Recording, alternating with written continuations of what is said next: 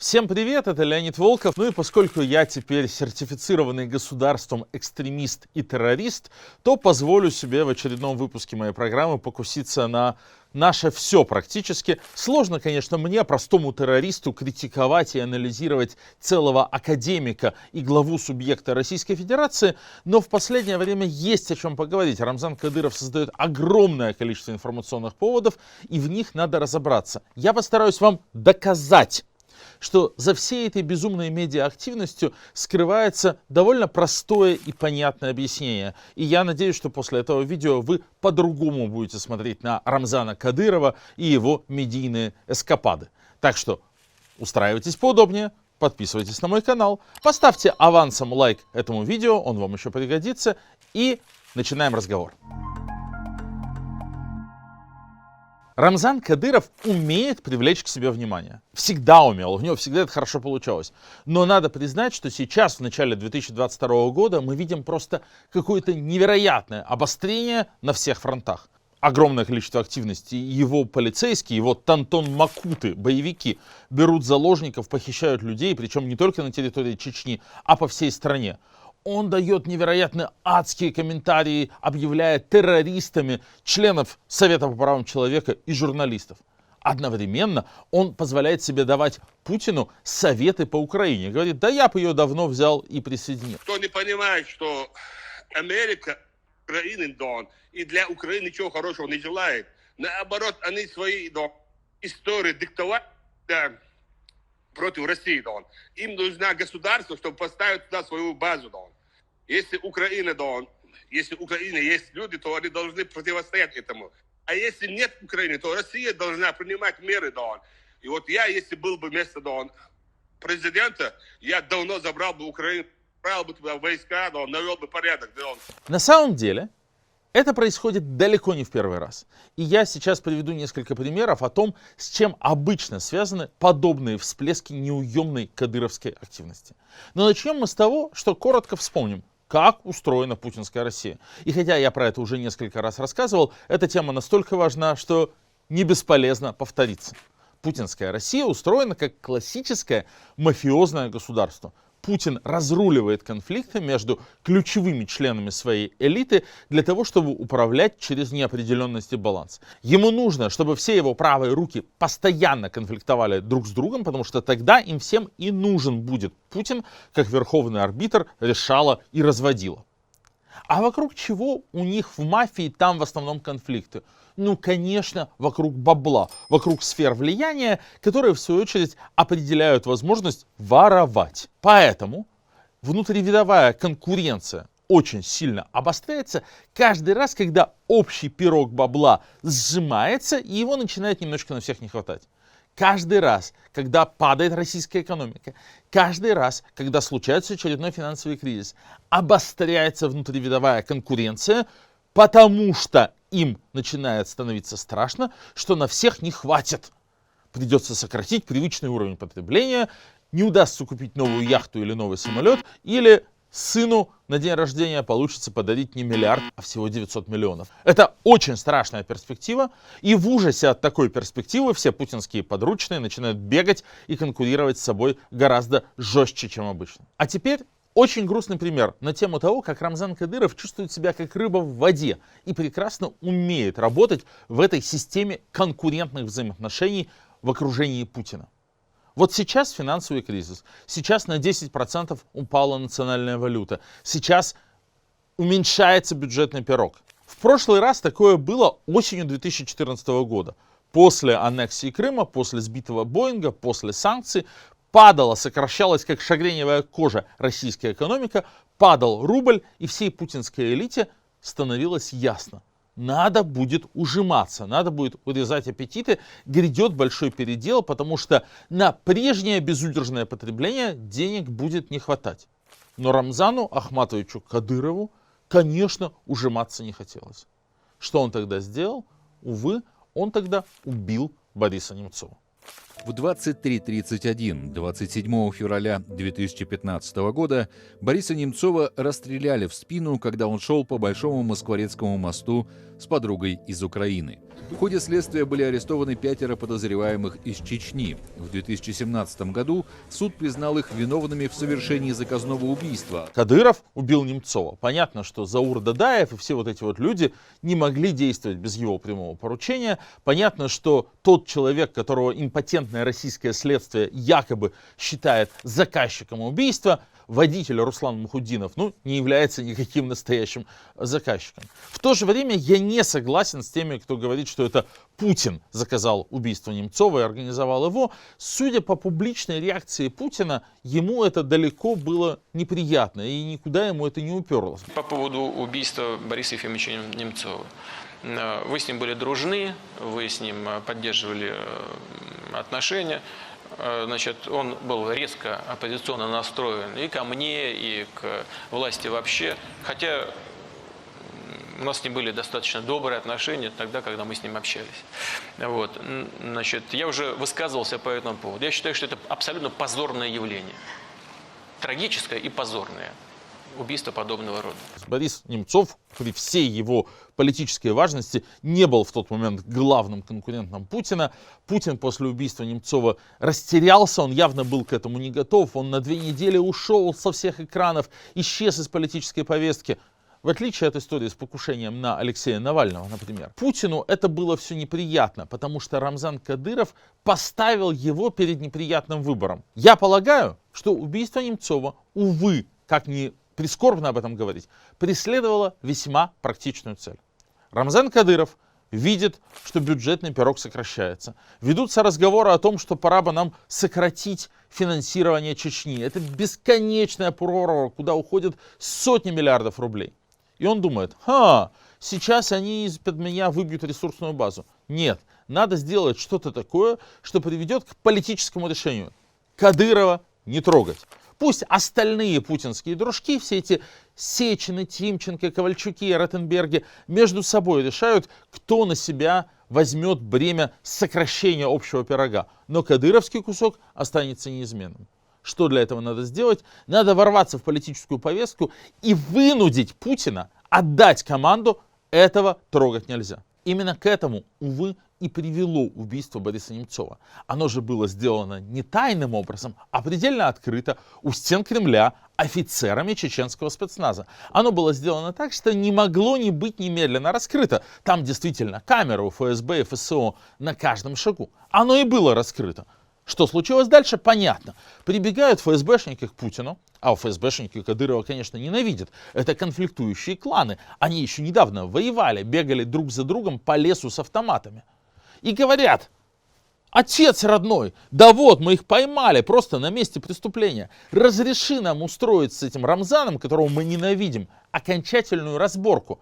У нас есть все доказательства, что он стоит за этим убийцем.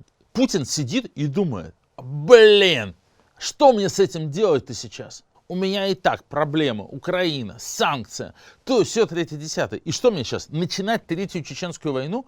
Потому что без этого Кадырова не выкурить из его президентского дворца. Кадыров на российские деньги вооружил личную гвардию, у него 20 тысяч отлично обученных бойцов. И понятно, что арест Кадырова, предъявление людям из его окружения обвинений в убийстве Немцова, это война, которую Путин себе позволить не может. Значит, Путин должен принять политическое решение. И он после 2 недель изоляции и раздумья его принимает. Очевидно, он вызывает к себе на ковер все начальство и говорит, так, увы, этого трогать нельзя. Дорогие ФСБшники, вот границы, за которые нельзя переступать. Рамзану Рамзанова. Следственный комитет пытается постучаться в дверь к Руслану Еремееву, но несолоно хлебавши уезжают назад в Москву. Считаю, что это преступление, которое должно быть расследовано и наказано. Вот вы сказали, и участники должны быть изобличены и наказаны. Кто бы это ни был. Вы сказали, то ли они в Чечне прячутся, то ли они за границу выехали. Но надо установить, то ли так, то ли так. Я никогда с региональными лидерами, в том числе и с руководством Чечни, эти вопросы не обсуждал и обсуждать не собираюсь. Следствие должно установить. Как бы долго это, кстати говоря, не продолжалось. Вот у нас было убийство Старовойтовой. Она ведь тоже была оппозиционером в известной степени. Значит, все-таки правоохранительные органы довели это дело до логического завершения. Так же, как и некоторые другие дела в отношении людей, которые настроены были оппозиционно к власти. Полагаю, что вот такие вещи обязательно должны быть расследованы, а виновники изобличены и наказаны, виновные изобличены и наказаны. Таким образом, мы будем создавать устойчивую политическую систему внутри собственной страны. Это важнее, чем кого-то прикрывать, не дай бог. Никто никого прикрывать не собирается. Вовремя задать вопрос часто важнее, чем получить на него ответ. Убийством Бориса Немцова Рамзан Кадыров поставил перед Путиным вопрос о доверии. Знаете, как иногда политики задают вопрос о доверии своим парламентам. И Путин вынужден был публично расшаркаться, расписаться в доверии и полной поддержке. От Рамзана отстали, его бюджет остался в полном покое. Так вот, сейчас мы наблюдаем такую же ситуацию. Сейчас опять стремительно падает российская экономика. Сейчас опять на санкционных рисках грядет огромный передел бюджетного пирога. И значит, и сейчас Рамзану тоже что-то надо. Его нынешнее медийное обострение связано именно с этим. И надо сказать, что он сам в этот раз предельно откровенно и открыто обозначил цену вопроса. Он же сам написал: «Мне нужно 300 миллиардов рублей дотаций в год. И не смейте их трогать». Нет государства Ичкерии и вообще нет оснований об этом говорить. Все. Да, действительно, за Ичкерию, да, мы воевали, да, за Ичкерию, да. Я тоже думал, что нужна нам независимая Ичкерия, что мы будем жить, что мы сможем жить, да, отдельно как государство. Клянусь Всевышним Аллахом, да, мы не сможем продержаться 3 месяца, да, даже месяц не можем, да. Мы вот даже вовремя, да, зарплату не отдаем, да, вот даже, да, первый месяц, да, если опаздываем, у нас какой бывает шум, вы знаете. А представьте, да, нам Россия, да, за год именно за республику, за содержание народ Чеченской республики за 300 миллиардов деньги, да, тратит, да. Откуда у вас эти деньги, да? 300 миллиардов рублей. Население Чечни 1,2 миллиона человек. То есть в чистом виде это 250 тысяч рублей в год на каждого жителя Чечни. 20 тысяч рублей в месяц. Просто так. Невероятная сумма. 300 миллиардов это 6 годовых бюджетов такого города, как Екатеринбург, который больше, чем Чечня по населению. Это безумные деньги. И понятно, что, как говорится, нет такого преступления, на которое не пошел бы Рамзан Кадыров ради этого бабла. Надо убить — убьет, надо похитить — похитит. То, что он при этом возит Путина мордой по столу, то, что он при этом его десакрализует, то, что при этом Пескову приходится врать и оправдываться и говорить: да нет, мы не замечаем того, что говорит Рамзан Кадыров, мы не верим тому, что он делает, мы не комментируем его сообщения. А на это Кадырову плевать. Он защищает свои 300 миллиардов, ему на все плевать просто. В этом смысле то, что Кадыров сейчас делает, довольно полезное значение, как ни странно, имеет для нас, для российского гражданского общества. Понимаете, происходит же такая реально десакрализация. Вот есть Кадыров, которого в целом в России не очень любят и побаиваются.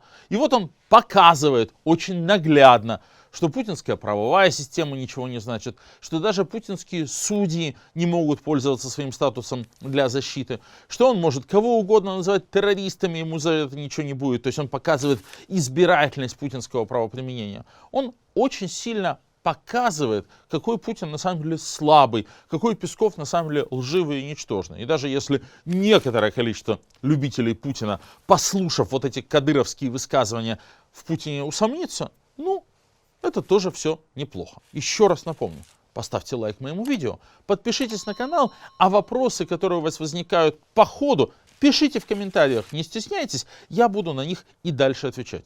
И, пожалуйста, поделитесь моим видео у себя в соцсетях, если оно вам понравилось. В борьбе за свои 300 миллиардов Кадыров не останавливается ни перед чем, и Путину он наносит немалый политический ущерб. Увы, довольно дорогой ценой. Конечно, цена этого, например, пытки людей, похищение родственников чеченских оппозиционеров, ужасная история с Заремой Мусаевой, женой судьи Янгулбаева, которую босиком ведут по морозу и этапируют в Чечню, а там сажают на 15 суток, хотя ее вообще нельзя арестовывать, она диабетик. Это все страшно и ужасно. Но, увы, на руках у Кадырова вообще много таких эпизодов, много крови. Внесудебные казни ЛГБТ-людей в Чечне, убийство Бориса Немцова, другие убийства и кровавые расправы.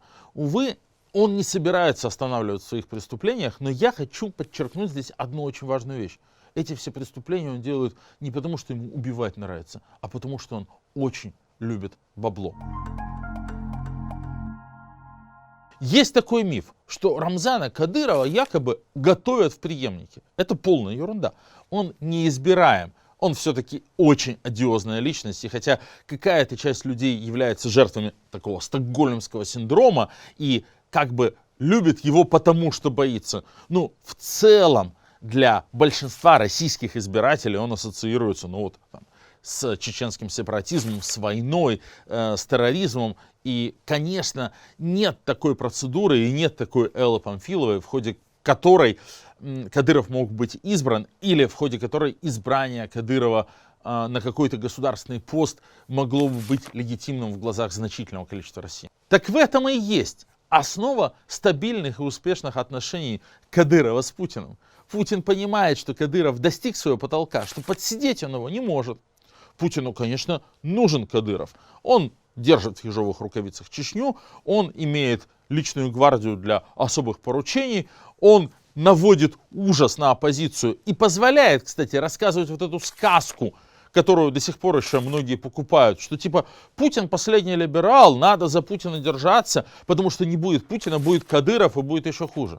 Нет, не будет Путина, не будет и Кадырова. Кадыров, в свою очередь, от Путина полностью зависим. И от тех денег, которые Путин ему дает, вот от этих самых 300 миллиардов рублей в год наших налогов, и от той политической крыши, которой Путин его накрывает. Есть еще другой популярный вопрос. Что мы будем делать с Кадыровым в прекрасной России будущего? Вот Путин ушел, и что нам с ним делать? Ответ очень простой. Ничего. Я помню свой первый административный арест. Это было в марте 2017 года, после прямой трансляции с первых больших митингов «Он вам не Димон». Потом арестов было еще 8, и как-то все это слилось воедино. Но первый, конечно, запоминается особенно. Я сидел на Симферопольском бульваре в спецприемнике 10 суток в грязной прокуренной камере, и там был один такой паренек, довольно молодой чеченец, очень спокойный, очень тихий, такого немножко спортивно-бандитского вида. И в самом конце моего срока, когда я выходил, он ко мне тихонько подошел и сказал: «Я понял, чем ты занимаешься. Запиши, пожалуйста, телефончик, дай знать. Вот если вам нужны бойцы против Кадырова, то вот я и мои друзья, мы готовы».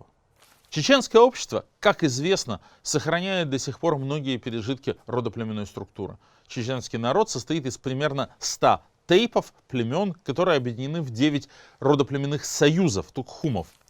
Рамзан Кадыров, как известно, относится к тейпу Биной, самому большому, самому влиятельному, и все же лишь одному из 100.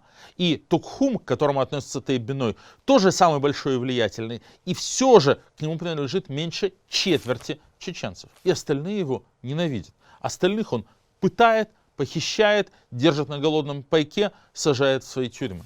Когда Путина не станет, то Рамзану Кадырову предстоит очень быстро успеть доехать до аэропорта и улететь в какой-нибудь Дубай, пока его на кусочки не разорвали свои же. Есть гораздо более сложный и важный вопрос. Вопрос о том, что делать в прекрасной России будущего с Чечней в целом. И я хочу здесь напомнить, что политика — это отражение реальной жизни, а реальная жизнь устроена сложно, и не на все вопросы есть простые ответы. А если кто-то вам говорит, что у него есть простые ответы на все вопросы, то это шарлатан, гоните его прочь. Проблема с Чечней есть на самом деле огромная.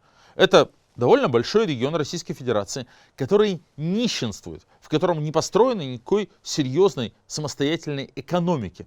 Действительно, чеченский бюджет более чем на 80% формируется не налогами, которые собираются внутри республики, а субвенциями, трансфертами, бюджетной накачкой из федерального бюджета. Мы Чечню содержим. И если перестать платить вот эти 300 миллиардов рублей дани, которую Путин от нашего имени выплачивает, ну, по сути дела, мы поставим на грань выживания все население республики, а какое-то количество народу от ухудшения уровня жизни реально начнет во всем обвинять не Кадырова, который их годами обкрадывает, не Путина, а Россию, возьмет оружие, уйдет в горы и вот это все такое прочее. К сожалению, будет огромная проблема с тем, чтобы не превратить Чечню в прекрасной Россию будущего в очаг нестабильности.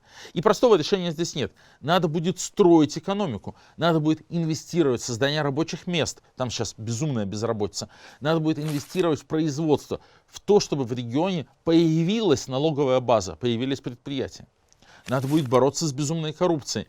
Какое-то время придется и дальше платить трансферты из федерального бюджета, конечно, не в таких безумных объемах, но просто для того, чтобы погасить безработицу, недовольство, чтобы искусственно создать рабочие места, придется туда инвестировать. Путин и Кадыров оставят следующей российской власти очень непростое наследство. Чеченская проблема будет проблемой на десятилетия. Ну, как знаете, до сих пор в Германии 30 лет после объединения есть серьезная разница в уровне жизни и в экономике между Западной Германией и Восточной. А здесь разрыв гораздо больше, чем был между Германиями 30 лет назад, потому что регион сидит на субвенциях больше, чем на 80%, а более 20% безработные там по официальным данным. Кадыров же не просто берет 300 миллиардов рублей в год и раздает чеченцам, он их забирает себе, своему тейпу, тратит на свои дворцы, на свои Порше, на свою личную армию. Людям-то ничего не достается. И предстоит решить очень непростую проблему. Как довести деньги до людей и как сделать так, чтобы люди начали работать и зарабатывать сами. Рамзан Ахматович Кадыров – убийца, террорист или, как он сам любит говорить, настоящий шайтан. Он действует методами террористов. Он берет заложников, он угрожает. Но прежде всего он, конечно, вор. Базовая мотивация его преступлений – это не терроризм сам по себе, не какие-то ценности шариата, не что-то такое идеологическое. Это 300 миллиардов рублей. Дань, которую он обложил всю Россию. Не будет Путина, не будет Кадырова, не будет и этой дани. Оставайтесь оптимистами, подписывайтесь на мой канал, задавайте вопросы, участвуйте в обсуждениях, делитесь моим видео в соцсетях. Спасибо вам большое за это. Пока.